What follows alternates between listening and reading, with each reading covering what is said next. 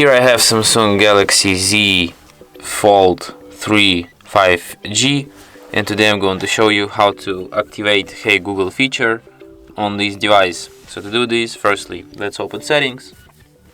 Then you have to go to the Google section, then go to settings for Google apps, search Assistant and Voice, Google Assistant, Voice Match, and here you can enable Hey Google.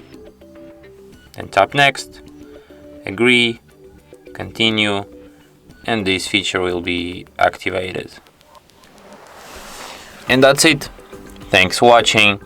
If you find this tutorial useful, don't forget to hit that like button and subscribe to our channel.